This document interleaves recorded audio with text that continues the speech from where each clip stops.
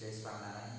હવે છેલ્લા 2 દિવસથી જે તૈયાર લેક્ચર જોઈએ છે એકચ્યુઅલી એમાં હવે સ્ટુડન્ટને મજા આવે છે એને આઈ એમ નોટ શ્યોર, કારણ કે હોમવર્ક બી બધા બહુ ઓછા વિદ્યાર્થી મિત્રોમાં આવે છે. તો દરેક મિત્રોને એક નમ્ર વિનંતી છે કે ખાસ કરીને જો કોઈ હવે આ પ્રમેય છે તો પ્રમેયને લગતા કોઈ એક્ઝામ્પલ્સ કે હોમવર્કમાં નહીં, કારણ કે એક લેક્ચરમાં આપણો પ્રમેય જ પતવાનો છે. તો આ પ્રમેય બેઠો કોપી કરીને મીન્સ કે તમે જે નોટ્સ બનાવો છો એ નોટ્સ લખીને તમારે મોકલી દેવાની, એ જ તમારું હોમવર્ક, મીન્સ કે એ જ તમે લેક્ચર કર્યો કહેવાય છે.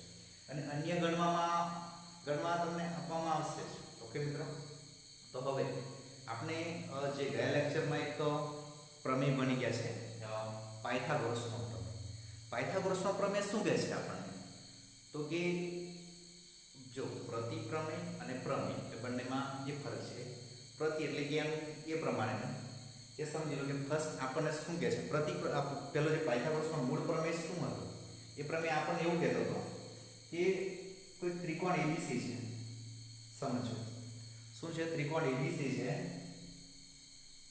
અને એમાં જો એક ખૂણો 90 હોય, અહીંયા એવું છે કે b90 હોય તો આ જો છે આપણી પાસે, જો ખૂણો b90 હોય તો શું સાબિત કરવાનું? ac² = ab² + bc². આવું આપણે શું હતું સાબિત કરવાનું હતું કોના? પાયથાગોરસના પ્રમેય. પરંતુ પાયથાગોરસના પ્રતિપ્રમેયમાં શું છે મિત્રો? તો જો આમાં ખૂણો 90 તો એક બાજુનો વર્ગ બરાબર બાકીની બે બાજુના વર્ગનો સરવાળો. ઉલટું પ્રતિપ્રમેયમાં એવું છે કે આપણને એવું આપી દે કે આ આપી દે કે એક બાજુનો વર્ગ અને બાકીની બે બાજુનો વર્ગનો સરવાળો સરખો થતો હોય તો એ જે ખૂણો છે કેટલો થવો જોઈએ? 90. એને આપણે કેવું કહેવાય? પ્રતિપ્રમેય. આમાં કેવું ખૂણો 90 તો ac² = ab² + bc². અને અહીંયા એવું છે જો ac² = ab² + bc² તો આપણે શું સાબિત કરવાનું? ખૂણો b કેટલો છે? 90 એવું સાબિત કરવાનું. એને પ્રતિપ્રમેય કહેવાશે. It's simple reverse. પ્રતિ એટલે ઓપોઝિટ રિએક્શન આપવું હોય, બરાબર છે મિત્રો? તો અહીંયા ac² = ab² આજે પાયથાગોરસનો પ્રમેય, તો પાયથાગોરસનો આજે પ્રતિપ્રમેય જોવાનું છે. તો સમજો અહીંયા શું કહે છે? પાયથાગોરસનો પ્રતિપ્રમેય લખો અને સાબિત કરો. શું કરવાનું છે? તો આપણે મિત્રો એનું કથન આવે છે, ફર્સ્ટ સ્ટેટમેન્ટ. કથન શું કહે છે સમજો બરાબર. તો કથનમાં એવું કહે છે કે ત્રિકોણમાં જો કોઈ એક બાજુનો વર્ગ એટલે કે ac², સમજો ત્રિકોણમાં જો કોઈ એક બાજુનો વર્ગ આવે બાકીની બે બાજુઓના વર્ગોના સરવાળા બરાબર હોય એટલે કે ab² + bc² થાય તો એટલે જો થી તો વચ્ચેનું એ આપણી સાથે છે. What is this? This is કે એક બાજુનો વર્ગ એ બાકીની બે બાજુના વર્ગોના સરવાળા બરાબર થાય તો પછીનું આપણે સાબિત કરવાનું. તો પહેલી બાજુ એટલે કે જે વર્ગ છે એ બાજુનો સામેનો ખૂણો, એ બાજુની સામેનો ખૂણો કેવો છે? કાટ ખૂણો છે. એટલે આપણે એવું એમાં સાબિત કરવાનું છે કે આપણી પાસે આ વસ્તુ છે તો આ જે બાજુનો વર્ગ છે એની સામેની બાજુનો ખૂણો કેટલો? 90 સાબિત કરવાનું છે. બસ આટલું સ્ટેટમેન્ટ છે. એટલે આપણને એવું કહી શકાય કે આખો પ્રમેય જે છે બહુ ઈઝી છે કે પેલામાં ખૂણો કાટખૂણો હતો તો ac² = ab² + bc². અહીંયા એ આવી ગયું છે ac² = ab² + bc². આ સ્ટેટમેન્ટ આ ક્લિયર છે. વન સેકન્ડ આપણે જોઈએ છે કે જો કોઈ ત્રિકોણમાં એક બાજુનો વર્ગ બાકીની બે બાજુના વર્ગનો સરવાળો બરાબર થાય તો પ્રથમ બાજુ છે પહેલી બાજુની સામેનો ખૂણો કેવો હોય? 90. એટલે કે ac ની સામેની બાજુનો ખૂણો કેવો? 90. તો એવું સાબિત કરવાનું છે. તો ફર્સ્ટ આપણે એવું છે કે અહીંયા શું કરી દીધું છે કે સાબિતીમાં અહીં ત્રિકોણ ABC માટે ABC માં એવું છે કે જો ac² = ab² + bc² હોય તો સાબિત કરવું કે ખૂણો b કેટલો છે? 90. એ આપણે સાબિત કરવાનું છે. આ આપણી પાસે છે, જ્યારે જરૂર પડે ત્યારે ઉપયોગ કરીશું. તો પહેલા તો આપણે ત્રિકોણ ABC છે, હા b 90 નથી, હજી બતાવ્યો નથી, સાબિત કરવાનું છે. તો અહીંયા શું કહે છે? ABC.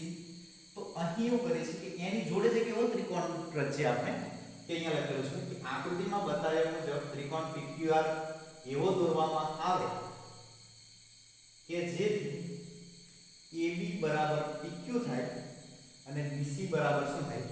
QR એટલે એ રીતનો આપણે ત્રિકોણ રચીએ છીએ થાય જ્યાં ખૂણો Q કેટલો 90. હવે આમાં મિત્રો એવું છે કે ખૂણો Q 90 હોય તો પાયથાગોરસનો મેન પ્રમેય એ શું કહે છે જો ખૂણો 90 હોય તો આ બાકીની બે બાજુનો વર્ગનો સરવાળો બરાબર આટલો થાય તો આપણી પાસે ખૂણો Q 90 છે તો એનો મતલબ એવું થાય કે પાયથાગોરસના પ્રમેય અનુસાર PR² બરાબર PQ² પ્લસ QR² બરાબર એટલે આ એક ખૂણો 90 છે તો આપણે આ ત્રિકોણ માટે પાયથાગોરસનો પ્રમેય લગાડીએ છીએ તો એ લખી કાઢ્યું.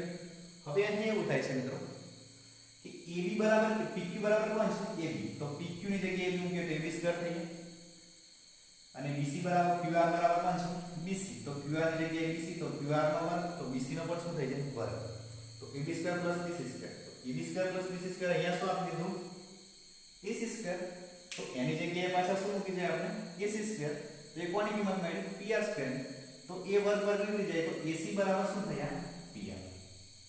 It's clear.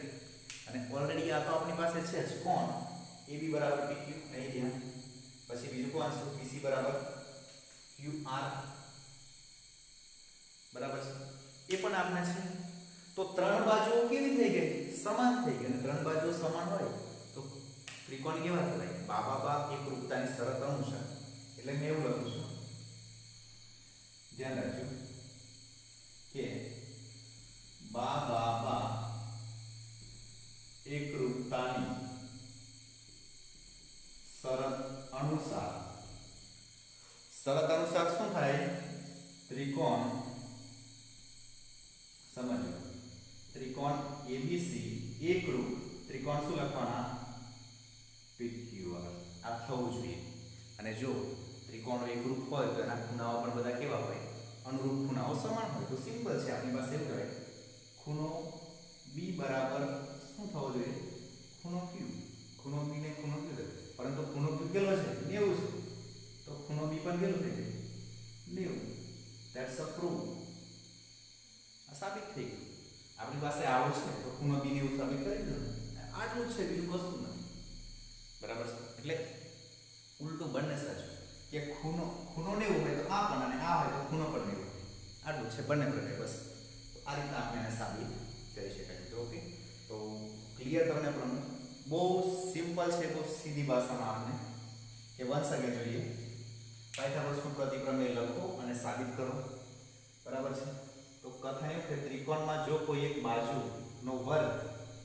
બાકીની બે બાજુઓના વર્ગોના સરવાળા બરાબર થાય એટલે કે AC² એ AB² BC² થાય તો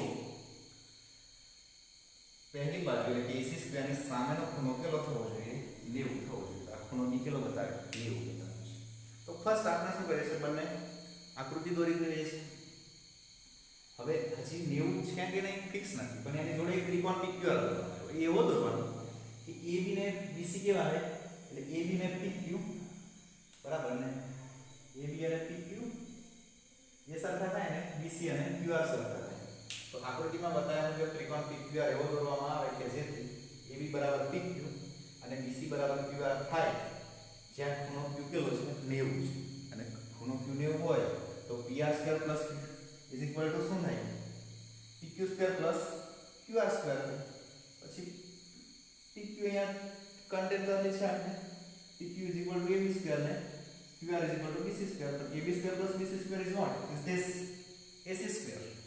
Okay. So PR square is equal to AC square. So PR is equal to AC થશે. બરાબર છે. તો આ રીતના AB is equal to PQ and BC is equal to શું થાય? QR. હવે ત્રણે બાજુ સમાન હોય તો પછી ત્રિકોણ એકરૂપ કહેવાય, સરખા જ કહેવાય મતલબમાં. તો એકરૂપ છે તો બાબા એકરૂપતાની શરત અનુસાર ત્રિકોણ ABC એકરૂપ ત્રિકોણ PQR અને એકરૂપ હોય તો અનુરૂપ ખૂણાઓ કેવા હોય? સમાન હોય અનુરૂપ ખૂણાઓ સમાન તો ખૂણો P બરાબર ખૂણો Q આ B અને Q કેવા છે તો Q 90 છે તો અહીંયા 90 મૂકી દીધા તો B પણ 90 થઈ ગયું ઇટ્સ સિમ્પલ બરાબર છે આમ આપણે સાબિત કરી શકીએ ઓકે મિત્રો હવે થોડી ડિટેલ્સ પણ લઈ લઈએ કે કયો ખૂણો ક્યારે 90 હોય તો કઈ રીતના સ્વરૂપ હશે તો સમજો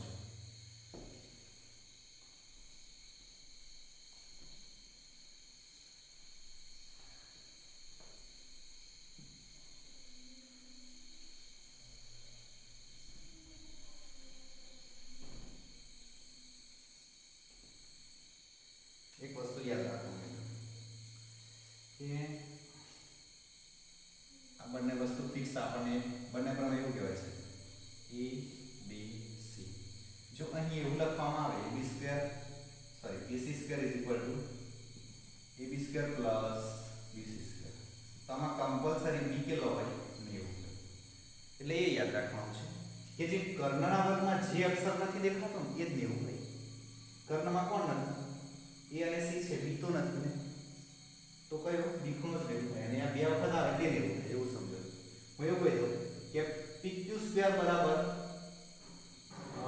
qr square plus pr square તો કયો ખૂણો લેવું કહેવાય અહીંયા pq છે એટલે ખૂણો r જ લેવું કહેવાય એટલે r ને એવું દર્શાવી શકાય બરાબર છે એક થોડી જાણવાની રીત છે હવે જે ત્રિપુટીઓ છે તમને કહી દઉં એક કાટકોણ ત્રિકોણ છે જ એ કઈ રીતના સાબિત થાય એક આવું આપી દે કે AB બરાબર 4 BC બરાબર 3 ને AC બરાબર 5 તો આ કાટકોણ ત્રિકોણ છે સિમ્પલ છે થવાનું છે ને AB square plus BC square AB કેટલા 4 સ્ક્વેર પ્લસ 3 સ્ક્વેર 16 પ્લસ 9 બરાબર 25 જે 5 સ્ક્વેર થાય એટલે કોણ AC સ્ક્વેર થઈ ગયા તો આ ત્રિપુટીઓ છે આમ ખ્યાલ આવી જાય આપણે બીજા એવું પણ ચાલે બીજા એ પણ સ્વીકારવું પડે કે 13 12 અને 5 આ પણ ચાલે આ બીજું ને આ ત્રીજું એવું પણ ચાલે 25 24 અને 7 આ પણ ચાલે બરાબર છે એ પણ ચાલે કે